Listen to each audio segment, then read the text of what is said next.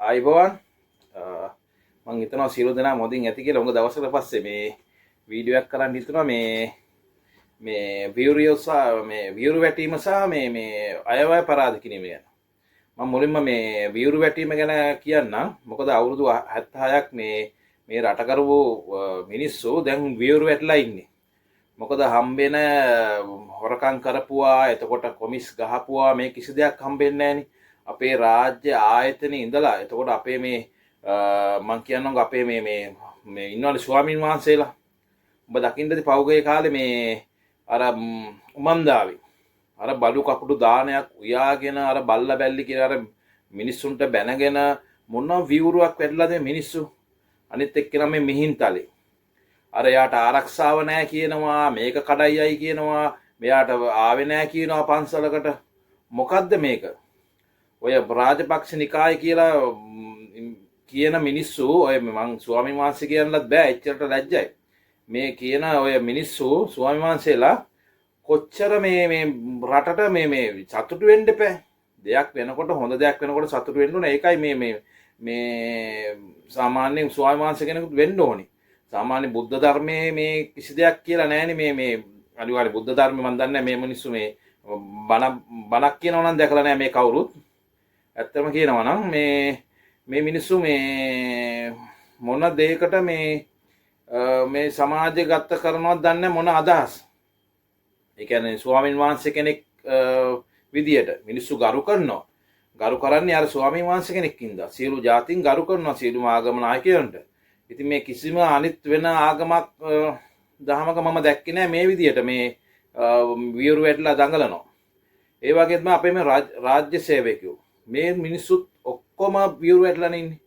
මේක මේ අපේ ජනාධිපතිතුමාලත් කියන්න ඕනේ ගාම සේවක ඉඳලා රජයේ සේවකේ පොඩි ක්ලාක් කෙනෙක්ගේ ඉඳලා මේ මිනිස්සු පුරුදු වෙලා ඉන්නේ කීයක් හරි පගාවක් අරගෙන මොනවාරි කරන්න. මේ සේරම වියුරු වැටලා ඉන්නේ. මේ ආණ්ඩුව ආපේකෙන් මේ මිනිස්සුන්ට කිසි දෙයක් කරගන්න බැරුව මේ සියලු දෙනාම වියුරු වැටලා ඉන්නේ. ඉතින් බලන්න මේ හැම තැනම ප්‍රශ්නනේ. එක්ක මේ ගාමසේ මොකද මේ මිනිස්සු රජයේ වැඩ කරාට අර හිත තියෙන්නේ අර ඒ කියන්නේ වැඩ කරලා හුරු වෙලා කොමිස් ගහලා මේ වෙලා මේක හිත තියෙන්නේ මේ අවුරුදු 75ක් 76ක් රට කරපුන් එක්කනේ. උන්ගේ මිනිස්සු තමයි මේ ඔක්කොම පොලිසියේ ඉඳලා අර බලන්න පෞගේ දවස්වල අර පොලිසියේ මේ අර മന്ത്രി කෙනෙකුට එලවන් ගිහිල්ලා ගහන හැටි. මම මේ කියන්නේ එහෙම වෙන්න පුළුවන්ද මේ කිසිම තැනක? මේ පොලිසියේ ඉඳලා මේ අමුම්ම මේ අර ගිහිල්ලා මිනිස්සුන්ට ගහනවා, ගහලා අරගෙන එනවා. මේ මිනිස්සු ඩියුටි වෙලා බීලා ඉන්නේ පොලිසියේ ඉඳලා. මම ජනාධිපති මේ සේරම හදන්න. මේක අපි බලන් ඉඳලා හරියන්නේ නැහැ. මේ රට හොඳට ආව දැන් ආයි අර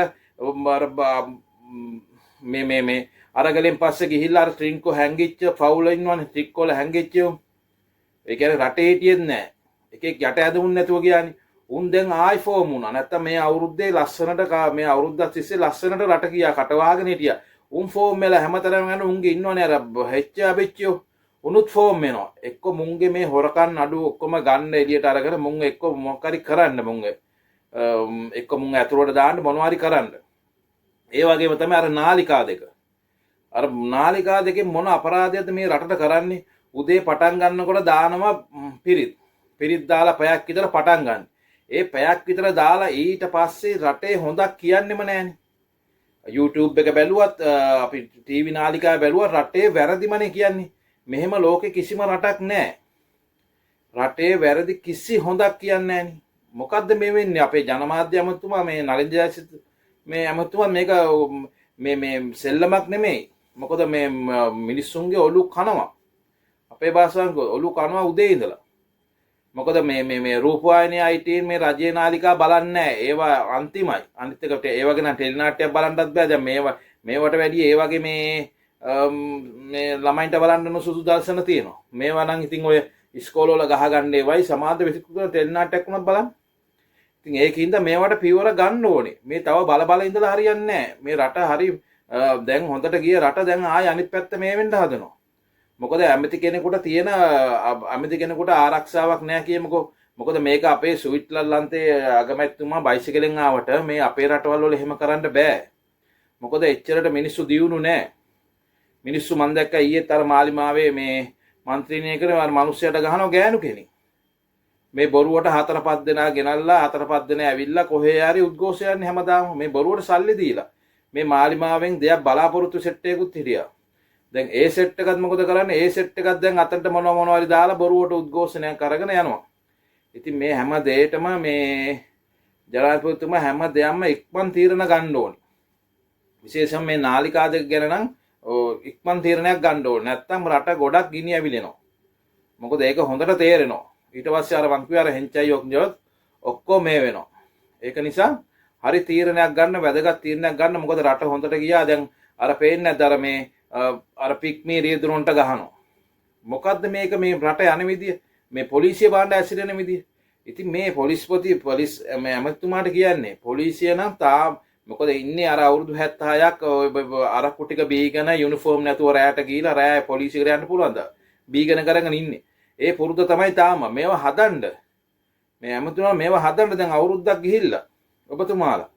ඉතින් මේ මොකද මේ മന്ത്രി කෙනෙකුට ඇමති කෙනෙකුට හරි තමන්ගේ පාඩුවේ වැඩ කරගෙන යන්න තියෙන්න ඕනි. මේ මිනිස්සු මේ മന്ത്രിලා ඇමතිලා ගණන් ගන්න නැතුව කමට ගිහිල්ලා මේ මොකද මේක මේ ඒ කියන්නේ මේ මිනිස්සු සාමාන්‍ය විදියට එන්න හදන්නේ. මිනෝ සාමාන්‍ය විදියට ආවට මේ සාමාන්‍ය මිනිස්සු අර මොකද අරගල හෙන්චයිලා ඉන්නවනේ. ඒ මිනිස්සු තාම ඉන්නවා. ඉතින් මේ මිනිස්සු මේ තව දෙයක් තමයි රට තාම එහෙම දියුණු නැහැ. මිනිස්සුන්ට මනසකින් හිතලා මේ හරි අපි මේ එක්කවුවේ මෙහෙම කියලා නැහැ. ඉතින් මේ හැම දෙයකටම පිළියමක් යොදන්න ජනාධිපතිතුමා. අනිත් එක තමයි ආයවැය පරාද කිරීම. ඇයි මේ ආයවැය පරාද කරන්නේ? ආයවැය පරාද කරන්නේ ඉස්සලාම අපි හිතමු මේ මුලින් ඡන්දෙ දුන්නානේ සභාපති තෝරන එකට. ඊට පස්සේ ආයවැය පරාද කරනවා. ඇයි පරාද කරන්නේ? මේ මිනිස්සු මේ මොකද මේ ගොඩක් ඔය අවුරුදු 70 මේ රට කරපු කට්ටියගේ මිනිස්සු ඉන්නවා, බිස්නස් කරන මිනිස්සු ඉන්නවා. එක්ක හොර කසිප්පු හරි මොනවා හරි කරන මේ ඔය මොකක් හරි වංචාවන්නේ කරන්නේ.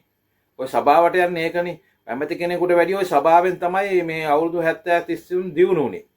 සභාවේ මහා ඇමතියා සභාවේ සභාපති වුණාට පස්සේ ඔය වටේම තියෙන එක කොහෙන් හරි කොමිස්සයක් හරි මොනවා හරි කරනවා. ඒකයි ඇමති කෙනෙක් වෙනවට වැඩිය ඕක තමයි හොඳම කෑම තියෙන්නේ. ඉතින් දැන් මේගලට මේගලත් අවුරුදු සභාපති වලට ඡන්දෙ දුන්නාට පස්සේ ආයෙ පරාද කරනවා. ඇයි මේ? අර හම්බෙන මොකද මේ හැම කෙනාටම එකම නීතියනේ. ඉතින් මේ නීතියට මේගලට ඉන්න බෑ. ඉතින් ඒකයි මෙතන මේ වෙන්නේ. අනිත් එක මේ අවුරුදු දෙකක් තියෙනවා. අවුරුදු දෙකක් පෙරතුනොත් තමයි මේ අපි මේ ඒ කියන්නේ ඒ අපි තු නගර සභාවද පාරිසභාව පෙරදෙන්නේ. ඉතින් ඒකට මේ මිනිස්සු මේ වෙන්න ඕනේ මේ දැන් මේ අයවැය පෙරතුනා සභාවල මේ දැන් මේක දැන් තියෙන ආණ්ඩුව පෙරදී කියලා. එහෙම එකක් නැහැ. ඒක නිසා අපි රට ගොඩට ඉක්මන් තීරණ ගන්න රට ගොඩ ගන්න මම ජනාධිපතිතුමාගෙන් ඉල්ලන්නේ. මේ මම දන්නේ අපි මේ අපිට දැනගදී අපි කියන්නේ ඒක නිසා ඉක්මන් තීරණයක් ගන්න ජනාධිපතිතුමා ඉක්මන් තීරණයක් අරගෙන මේ මිනිස්සුන්ට මේ ඒ කියන්නේ නිදාසේ ඉන්න දෙන්නද මේ නිදාසේ ඉන්න රටක් ගොඩනගන්න. මොකද මේ මෙච්චර මං හිතන මේ මිනිස්සු මොන දේ කවුරු මොන දේ කරත් බාන්න මිනිස්සු දෙන විදිය සල්ලි. ඒ කියන්නේ මිනිස්සුන්ට මේ රජයේ මේ පොඩ්ඩක්වත් මේ අවිශ්වාස නැහැ. වැඩේ වෙලා තියෙන්නේ මේ වටේ ඉන්න මිනිස්සු මේ ඉන්න අවුරුදු 70ක් රට කරපු සාපේ වටේ ඉන්න මිනිස්සු ඉන්නවනේ. මේ බොරු බිල්ලෙක්ම වුණා. පොඩ්ඩ පස් දෙනා හරි කොහේ හරි බෝඩ් එකක් උස්සගෙන හරි කොහේ හරි එක්ක ඔබලා ගහපන් මේ අපි බලා ගන්නම් කියලා ඒ වගේ. ඉතින් මේවට කඩිනම් තීරණ ගන්න ජනාධිපතිතුමනි. ඕකේ. අපි මං සියලු දෙනාට පිළිගන්නේ කලබල වෙන්න අපි සියලු දෙනා අපේ රට හදාගෙන යන්න. අපිට ඕනේ අපේ රට හැදෙන්න වෙන කිසි දෙයක් ඕනේ අපිට. මේ මං හිතන්නේ අර ඉක්මනට කටයුතු වෙනවා මේ අර ව්‍යසනයෙන් ගෙවල් අනම්මනම් අයිති නැති කට්ටියට මං හිතන්නේ ගොඩක් දුරට ඒ ගෙවල් ටික හැදීගෙන යනවා. ඒ මිනිස්සුන්ට කියන්නේ ඉවසන්න. එහෙනම් සියලු දෙනාටම සුබ දවසක් වෙන්න ඕනේ. එහෙනම් ජය වේවා. අයිබෝන්.